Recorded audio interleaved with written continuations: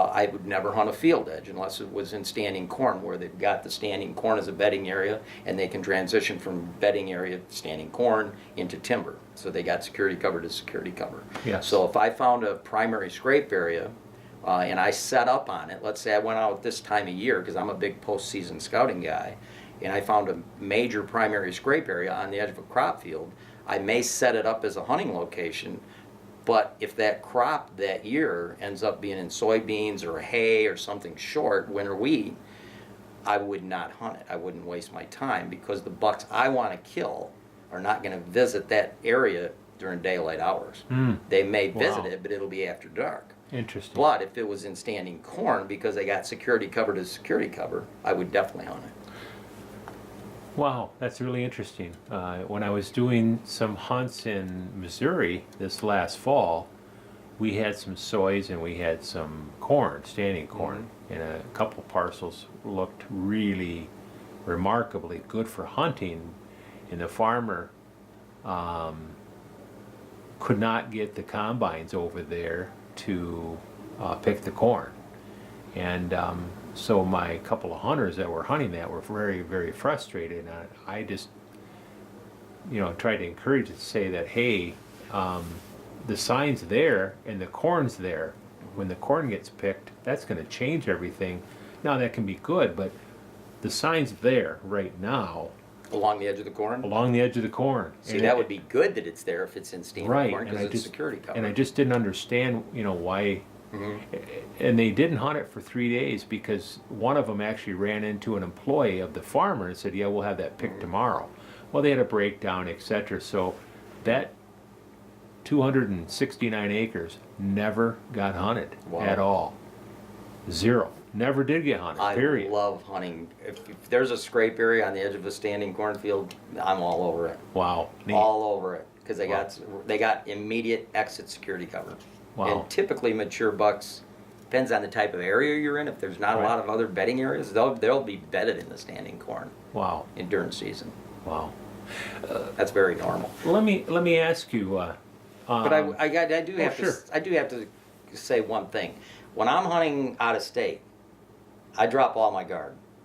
Hunting out of state is I hunt totally 100% different than I hunt in Michigan. Okay. I will hunt the edge of crop fields, open crop fields, when I'm in Iowa and Kansas. Okay. I will hunt mature timber with no understudy. Those deer, there's so many mature bucks, and they're so easy to kill, and I don't think they're that brilliant for their age group compared to here. You can just get away with murder out there because there's so little hunting pressure. They just, let me put it into perspective this way. Of the 31 Michigan bucks I have in the record book, 28 of them had been hit with previous projectiles from hunters.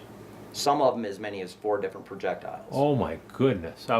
You could have asked me to guess 28 that. out of 31. I wouldn't have guessed past. Guess how many of my 19 out-of-state bucks had been touched by a previous hunter projectile? I have no idea. 0. Oh wow. None.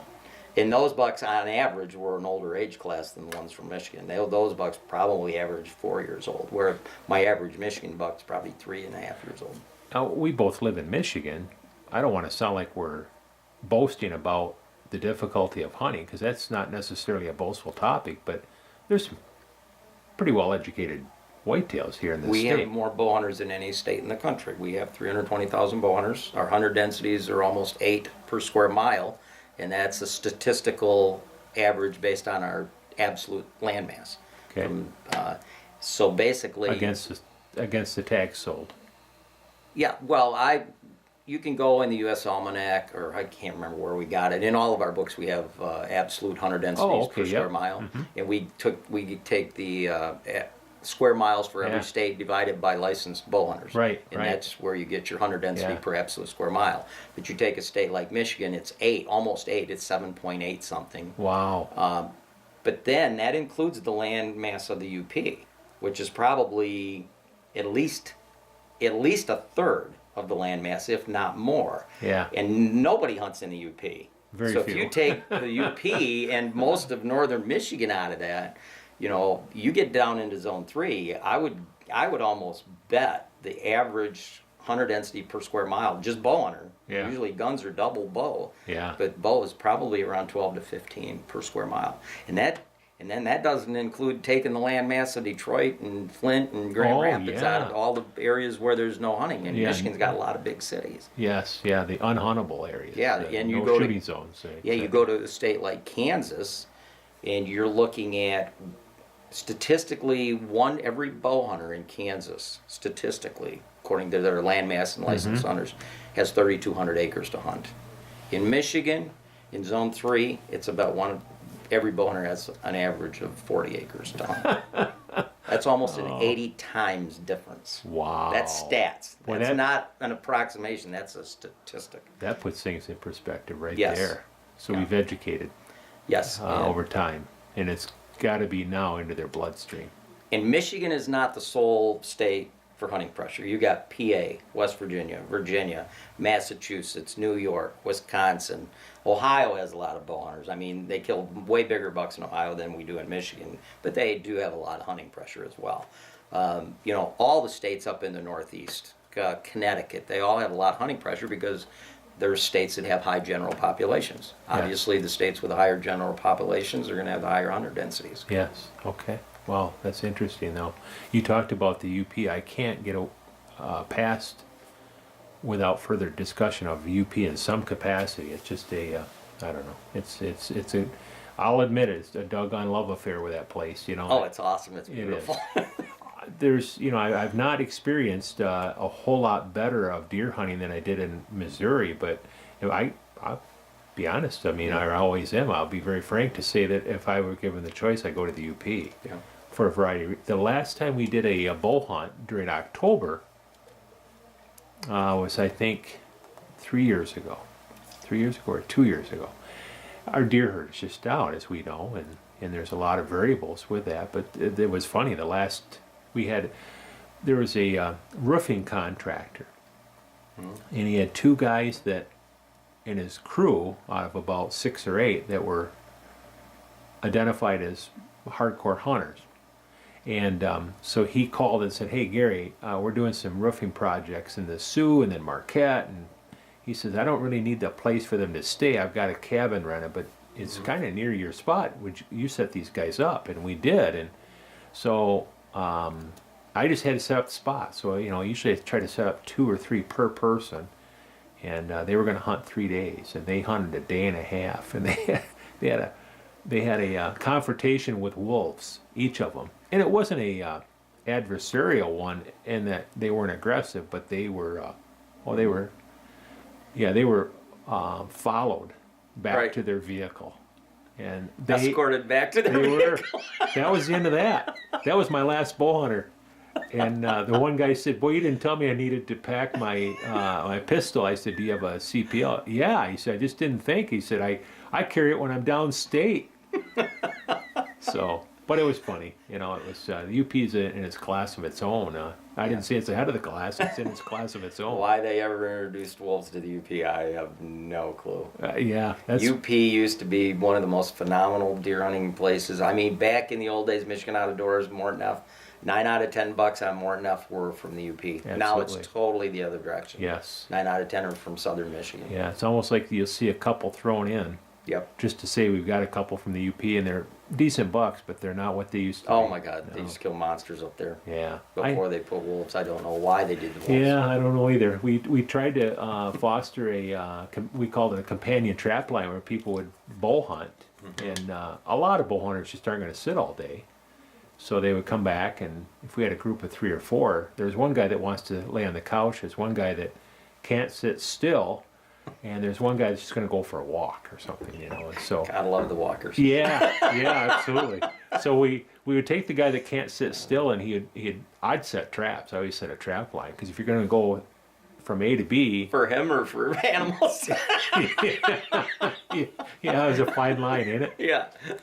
And the first time, I mean, we had a guy that just was ecstatic, and all we were checking at the time was beaver traps, which isn't. Yeah. I mean, you got to know a little bit, but they're not Overly hard, yeah. No, they're really not. But he just fell in love with that. Well, we started this companion trap line. Well, you start catching, a wolf in your trap, and you got to pin him down and get him out. And that's what you do. I mean, we just had to do that. And that was kind of the end of that. That could, that could be interesting. Yeah.